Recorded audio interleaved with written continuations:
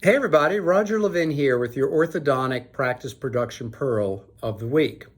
I thought I would talk to you about a rather important topic, which is offsetting inflation. Now, I have notes because I want to be prepared to give you the best information, because inflation is real. Even if it's at 6%, 5%, 4%, it's a lot higher than it used to be between 2012 and 2021, when it was pretty close to zero.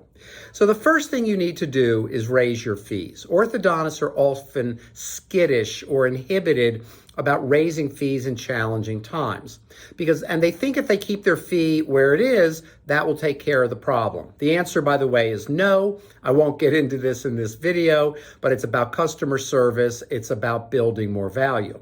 But you should raise your fees every year if you're going to offset inflation. Now, I know the insurance companies are not raising reimbursements, so it's patients without insurance plans that actually will be paying, as they should, the fee-for-service fees, and those do need to go up because your costs are going up as well.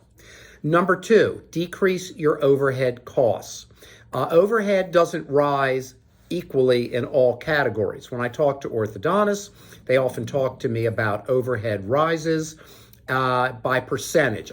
My overhead's up 4% or 6%.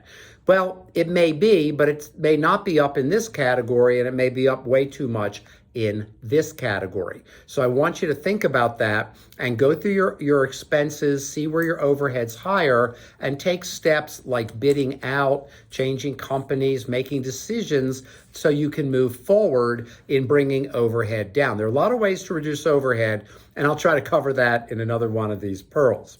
Third, be creative with staffing costs. We know that staffing is a bit of a shortage right now. When there's a lower supply, costs go up. Nationally, dental orthodontic practices, or not dental, but orthodontic practices, have staffing costs up at about 10% higher, according to Levin Group data.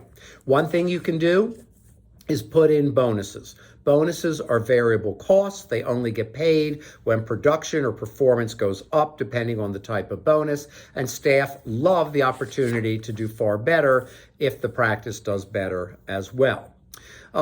Number four, eliminate waste. Orthodontic practices have done very well, but because of that, we often overlook waste in the practice. You want to eliminate waste by being more efficient. Get excellent systems in place. Checklist everything. In 2008, we added checklists to all of our systems, which was fantastic because it helped us and the client identify which steps do you not need, which tasks don't need to be done, and put more priority time on the important things. And then lastly, I want to talk about reducing no-shows. You see me looking at my notes because, again, I wanted to be very practical and organized for you. So no-shows are a real problem. And you're saying, well, what's that got to do with inflation?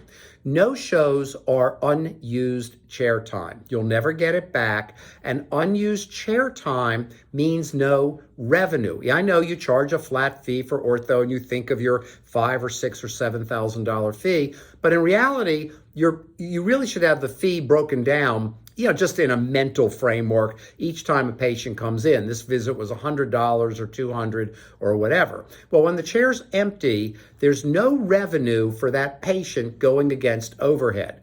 And you're saying, well, yeah, there is because I have this contract fee.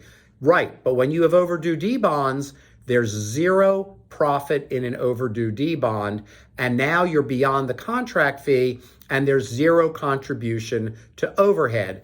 And that means you're not offsetting inflation.